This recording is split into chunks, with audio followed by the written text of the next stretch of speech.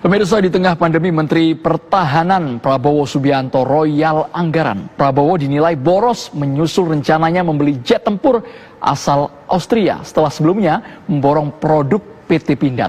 Lantas sejauh mana urgensi pembelian senjata saat ini? Negara berjuang melawan corona. Berikut laporan utama, polemik belanja alutsista saat corona.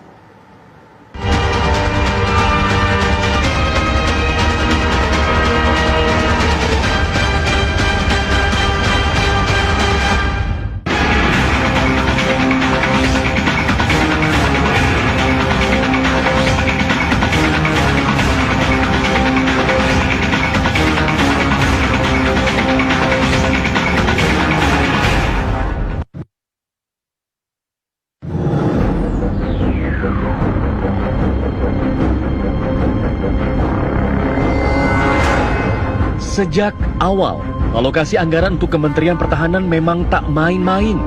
Kementerian yang dipimpin Prabowo Subianto itu diguyur dana sebesar 131 triliun rupiah. Rencananya sepanjang 2020, fokus utama Kemenhan bakal memperbaharui alat utama sistem pertahanan.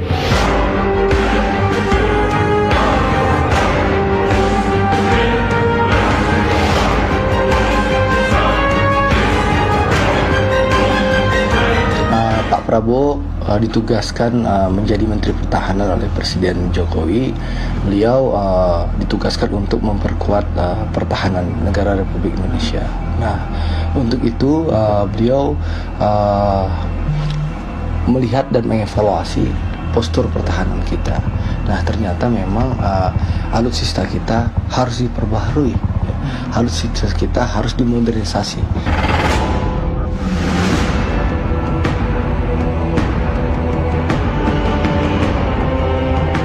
Untuk memuluskan modernisasi alutsista dan memperkuat pertahanan, Prabowo Subianto pun telah melakukan sejumlah lawatan ke berbagai negara.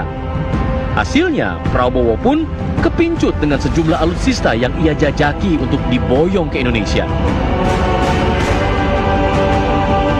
Dari pabrikan Prancis, Prabowo disebut-sebut berniat membeli jet tempur Rafale, kapal selam Scorpion, dan kapal Corvette Gowin untuk memperkuat 3 matra angkatan TNI.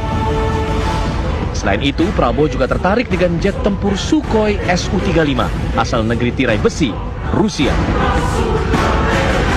Pak Prabowo melakukan diplomasi pertahanan, di mana beliau banyak melakukan diplomasi dengan negara-negara produsen untuk bisa membeli alutsista high-tech yang dari negara-negara seperti pesawat tempur, kapal perang, dan juga rudal.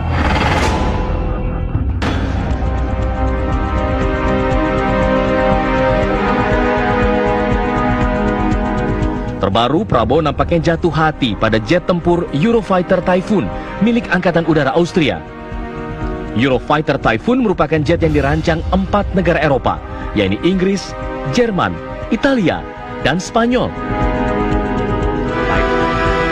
Meski memiliki sejumlah teknologi canggih, Kemenhan tak bisa serta-merta membeli beragam alutsista tersebut.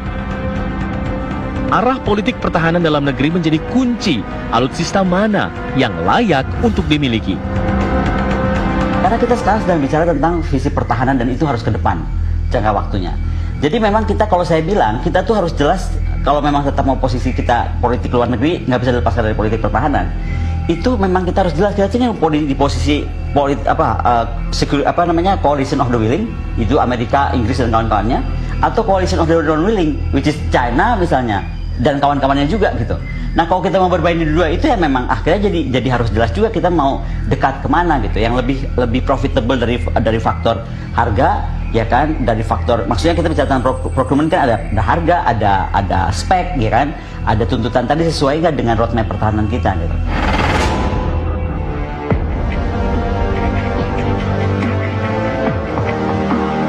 Tak melulu soal anggaran, pun kebutuhan pertahanan nasional. Nyatanya, Eurofighter Typhoon yang diincar Prabowo bukanlah barang keluaran baru, namun pesawat bekas pakai Angkatan Udara Austria. Niat Menteri Pertahanan pun langsung mendapat tanggapan miring dari sejumlah kalangan karena berpotensi melanggar Undang-Undang Pertahanan. Kalau Eurofighter memang kita dan saya tuh sangat menentang keras. Kenapa? Satu, dari rencana pembelian Eurofighter itu akan berpotensi Menhan melanggar Undang-Undang Industri Pertahanan. Oh, itu secara prinsip sudah salah. Menteri Pertahanan menandatangani surat yang isinya jelas-jelas dia melanggar Undang-Undang Industri Pertahanan.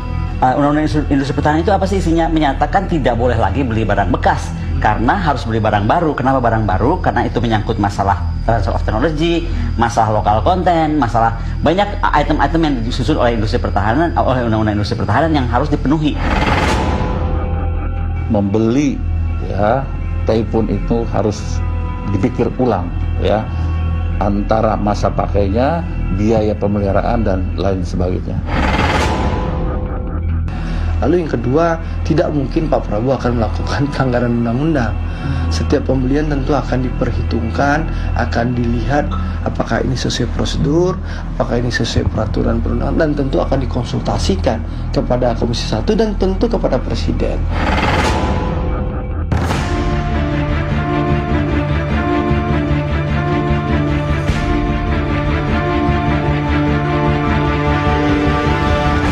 Kemenhan mungkin punya 1001 pertimbangan untuk belanja sistem pertahanan negara. Namun jika pengeluaran dananya jauh dari pengawasan, lantas bagaimana pertanggungjawaban pemerintah kepada rakyatnya?